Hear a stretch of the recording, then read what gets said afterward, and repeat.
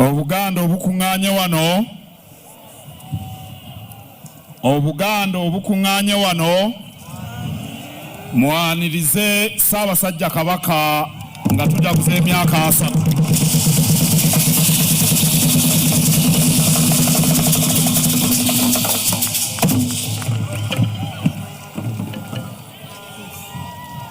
Ssaabasajja tusanyuse nnyo Boze ne Maama Nnaabagereka.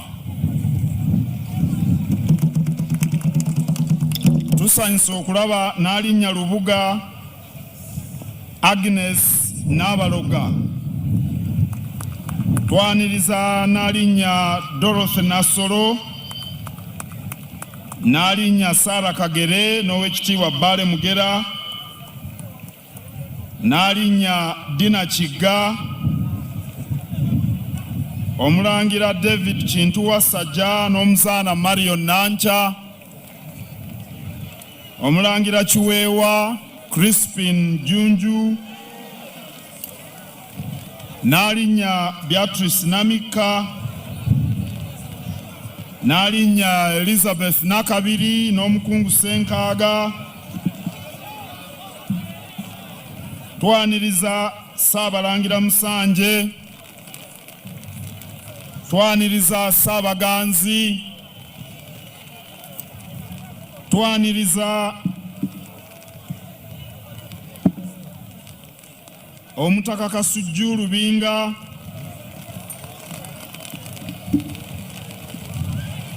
Abalangira n'Abambejja.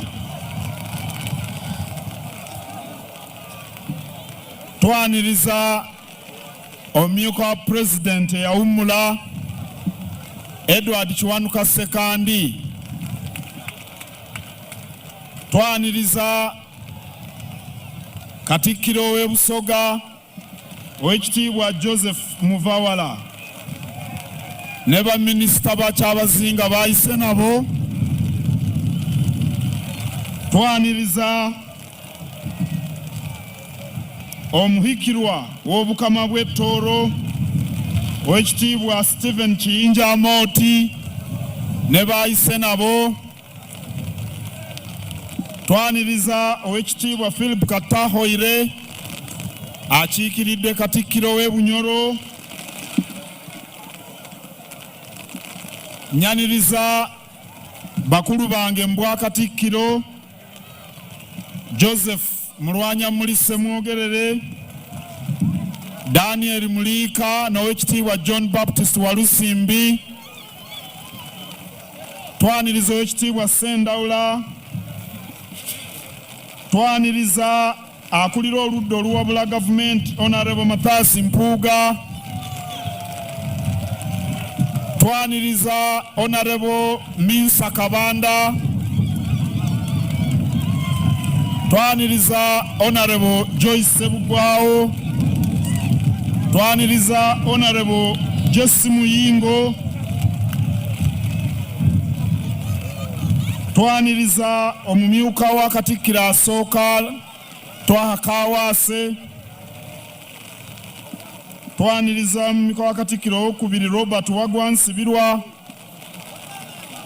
Omukubiriza w'olukiiko lwa Buganda Patrick Lwaga Mugumbule n'omumyuka Oweekitiibwa Ahmed Lwasa ne baminisita ba Ssaabasajja Kabaka bonna.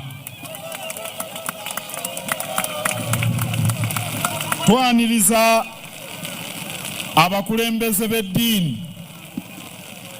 Kansoosowaze Ssaabasumba Ssemwogerere atuwadde essaala. Twaniriza Omutaka Namwama, omukubiriza w'olukiiko lw'abataka ate n'abakulu b'ebika bonna. Twaniriza Kano Kato Kalyebara, omuduumizi w'ekibinja ky'amagye ekitukuuma. Twaniriza ababaka ba Paalamenti, mwebale kujja. Twaniriza abakiise b'olukiiko lwa Buganda, Kaggo n'abaami b'amasaza, baminisita ba Kabaka abaawummula, omulamuzi Kanyeihamba yawumula,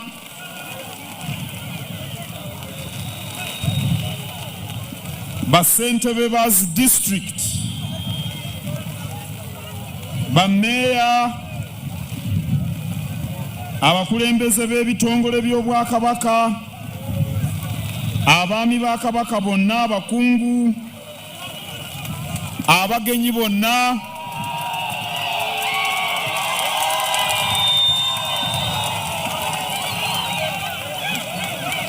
abagenyi ba Ssaabasajja Kabaka bonna, bassebo ne bannyabo. Kansooke nyanjulire Ssaabasajja Kabaka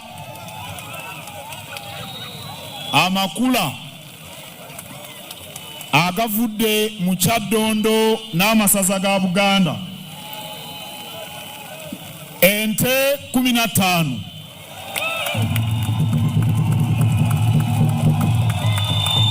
embuzi 26, ensawo za sukaali 10, ensawo za muceere 50, ensawo z'obuwunga 12, amatooke 218, enkoko 64, sente enkalu okuva mu babaka ba Parliament obukadde 40, sente enkalu okuva mu baami ba Kabaka abali ebweru obukadde 29 n'ekitundu. Ssaabasajja Kabaka, aba Airtel nabo bakuwadde amakula ag'omuwendo.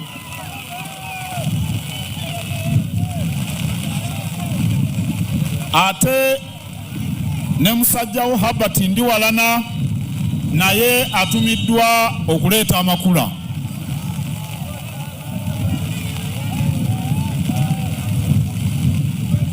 Obuganda obukuŋŋaanye wano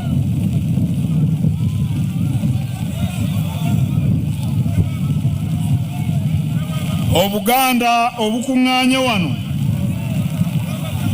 na bonna abagoberera ku TV, ku radio n'emitimbagano, kambasabe twanirize omuteregga nnyinimu era Kabaka wa Buganda owa 36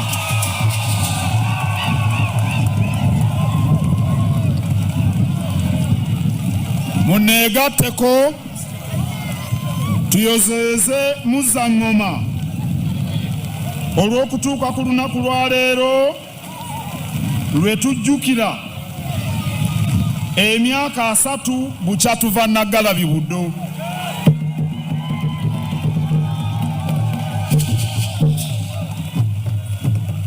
Njozaayoza Obuganda bwonna, neebaza Katonda olw'ekisa kyatugiridde n'akuumira kitaffe ku Namulondo kaakati emyaka 3 olwaleero.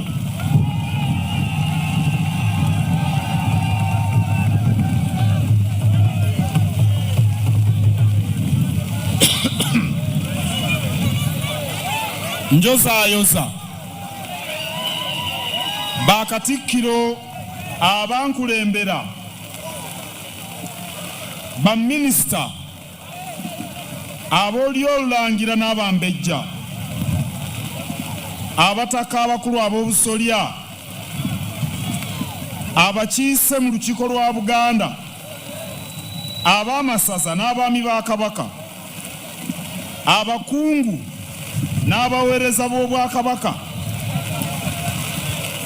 bano bonna balina ettofaali ery'omuzinzi lye batadde ku ggwanga lyaffe.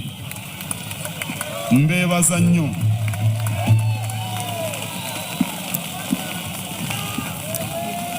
nga 3 Julayi 1993 Bishop Adrian Kivumbi Ddungu eyali owe Masaka nga ye yayigiriza Nnaggalabi yagamba nti amaaso agaali galaba ekikuuno ekyaliwo gaali ga mukisa. Abo abaaliyo e Nnaggalabi nga na wano we bali olwaleero ng'Oweekitiibwa John W. Katende oluvannyuma lw'emyaka 3 nga Kabaka ali ku Namulondo nabo ba mukisa.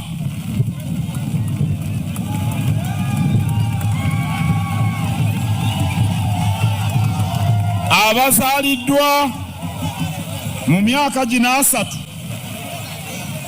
ne beerabirako Buganda bwefaanana ng'erina Kabaka nga mmwe abali wano abavubuka nammwe muli ba mukisa.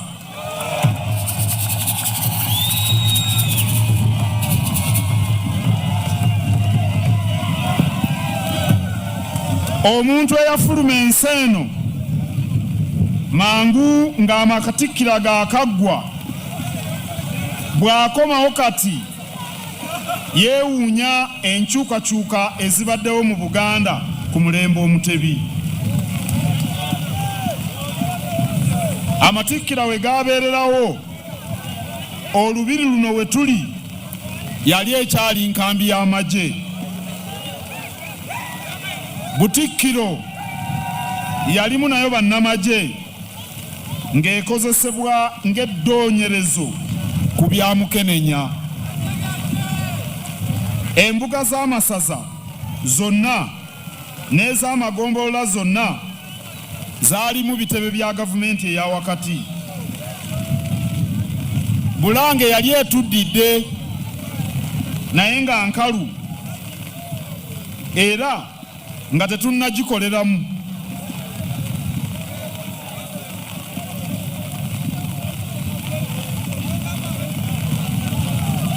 Mu mbiriizi za Bulange waaliwo olusekese olw'ekizimbe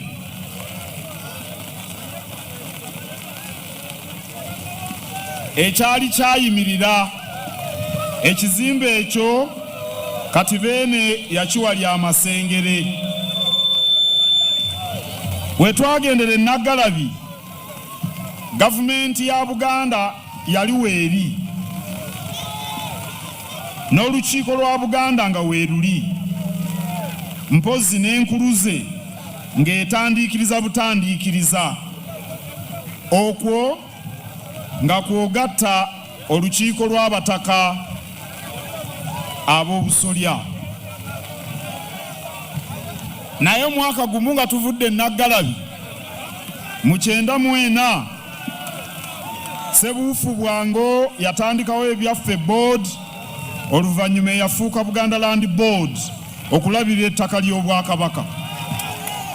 Ndowooza amayumba agazimbiddwa e Ssentema n'Ekigo mwagalabye. Mu 1995 Omutanda yatandika Kabaka Foundation. Emirimu gy'ekitongole mujuulira. Twawangula n'engule y'ensi yonna ey'okuŋŋaanya omusaayi mu 2021. Mu 1996 Cuucu ya Sao Radio CBS ndowooza etuuka.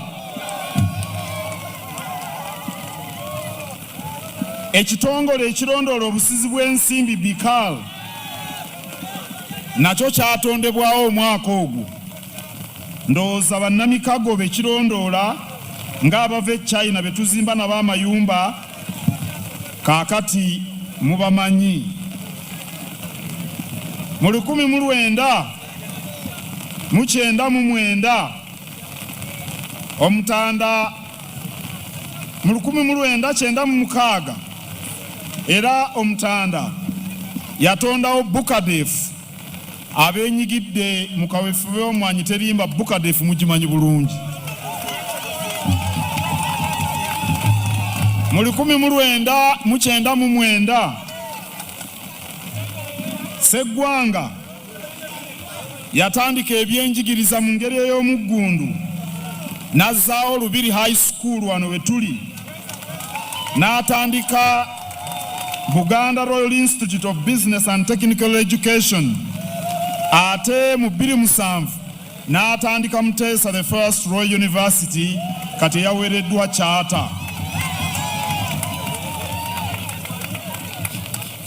Mu mwaka 2001 Baffe yatongoza ekitongole kya Nabagereka Development Foundation. Ndowooza Nabagereka mumanyi emirimu gy'akola mu kisaakaate n'emiramwa gy'obuntu bulamu. Mu 2006 Magulu Nnyondo yatondawo Namulondo Investments okulabirira ebizimbe by'Obwakabaka, era ndowooza abali e Kasangati ekizimbe ow'Embuya mukimanyi, n'ekizimbe ekiri e Makindi ekiyitibwa Nduulira nakyo ndowooza mukimanyi. Mu 2012 omuti ogubala ensimbi n'ebikomo yatongoza Ketu Telecom, abagikozesa kati bawera obukadde 2. Mu 2014 Lukoma Nantawetwa yatutandikira Majestic Brands, kaakati ayagala okukozesa ekifaananyi kyaffe okuganjisa ebyamaguzi bye eyo gy'ayita. Bannaffe aba Airtel mubamanyi ku misinde gy'amazaalibwa ga Kabaka, n'aba Centenary Bank, n'aba I&M Bank, n'aba Uganda Breweries. Besikonyeeko kabadde kakodyo naye nabo bangi. Mu 2016 Maasa Moji yatusizaawo BBS Telefina eyaffe.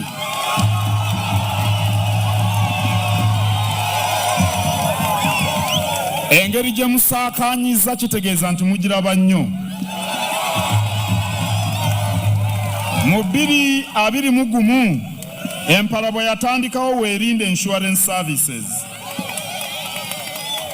Ebitongole ebirala n'amakampuni bingi bitandikiddwawo mu myaka gino 3, naye Ssaalongo kankome ku ebyo kubanga ndowooza abantu bo bano enjawulo gy'obaleetedde mu myaka 3 n'ebyenkonyeeko bibawadde essuubi.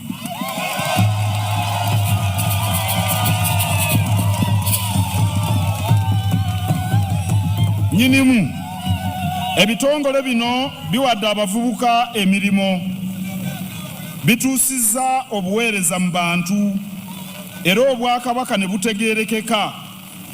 Ebitongole bino bisasula omusolo, era bifuuse ettaala ya Buganda mu myaka 3 egyakayita. Bene bwe tuva ku bitongole ebyo, okoze bingi nnyo myaka 3 ng'oli ku Namulondo. Obuwangwa n'ennono byeyongedde okukakata, era Omutaka Namwama alomboze bulungi, era ebika biwulirwa okusinga bwekyali nga Ssemakatali mumwe. Oluganda lutuuse ne mu tterekero erya kampuni Kanoonya Google, ne luweerezebwamu n'omupiira gw'ekikopo ky'ensi yonna nga bwe twalaba ekkata. Obutonde bw'ensi Mufumbyagganda nabwo abufubyeko, newankubadde tulaba abaagala okubusaanyaawo. Kaakati ennaku zino mu kwanjula, mu kwabya ennyimbe n'ebijaguzo eby'enjawulo, ababibeerako basimba emiti okutaasa obutonde bw'ensi. Bwe kituuse ku by'obulamu, gwe wamma ne tutegeera nti Semanda atufaako. Okuviira ddala eyo mu myaka egy'ekyenda abadde atukubiriza okugema abaana n'okubaliisa obulungi. Ate kaakati aba UNAIDS ekitongole ky'amawanga g'ensi yonna ekirwanyisa Mukenenya baamulonda okuba emmunyenye mu kulwanyisa Mukenenya ku ssemazinga wa Afrika. Mu bbanga lino lyonna Ssaabataka alwaniridde omuntu wa bulijjo ate n'eddembe ly'obuntu.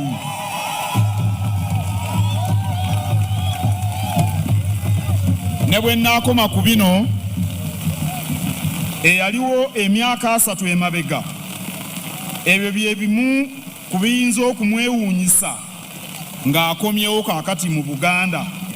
Ebyo bye tukungudde yogaayo Muteregga.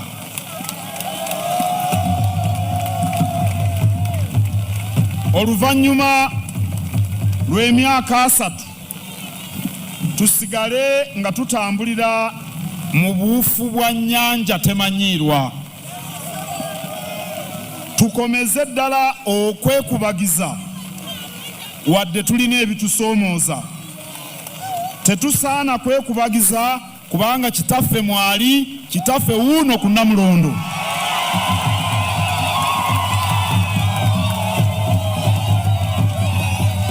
N'enkuba ne bwe beetukuba tewali kwekubagiza.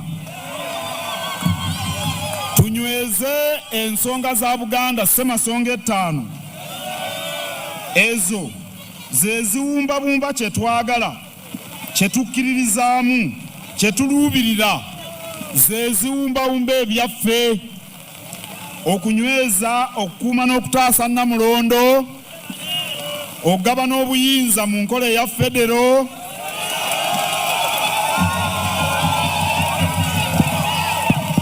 okukuuma ettaka n'ensalo za Buganda, okukola obutaweera, tutumbule ebyenjigiriza eby'obulamu ebitone n'okugoba obwavu, ate n'okubeera obumu.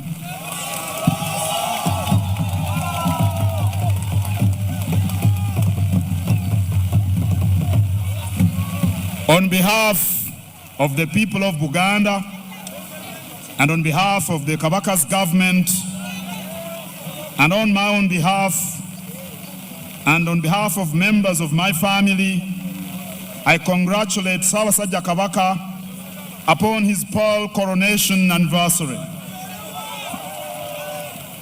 I recognize the various contributions of the different Katikkiros who have held office before me during Kabaka Mutebi's reign.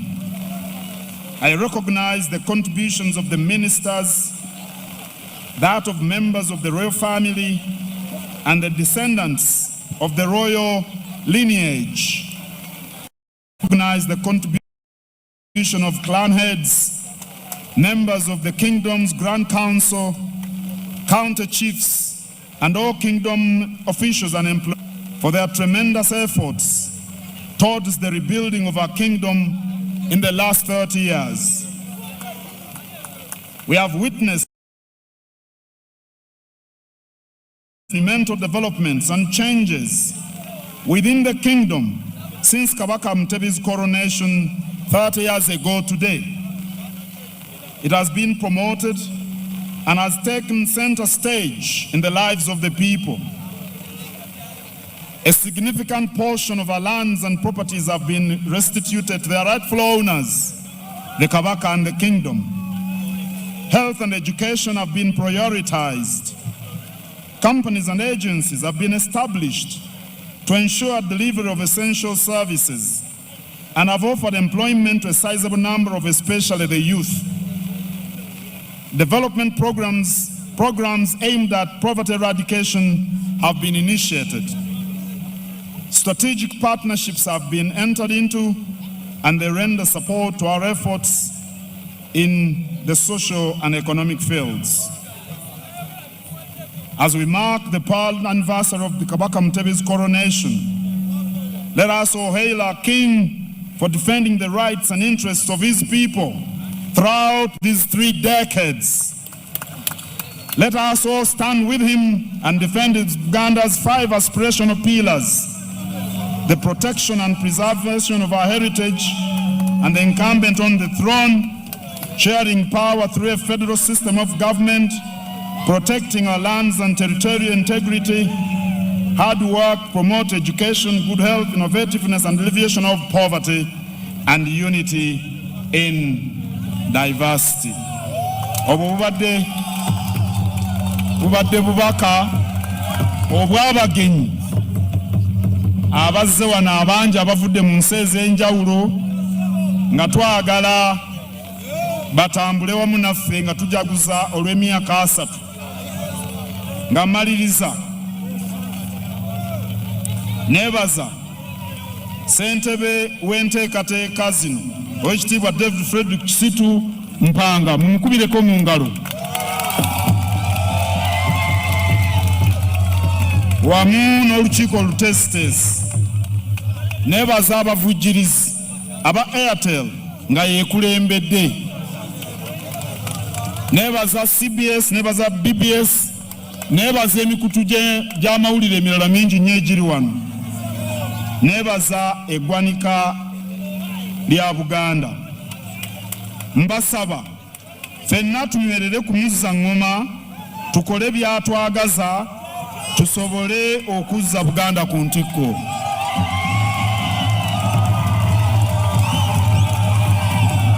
Katonda ne Buganda omwoyo gumu n'emmeeme emu. Wangaala Ssaabasajja Kabaka.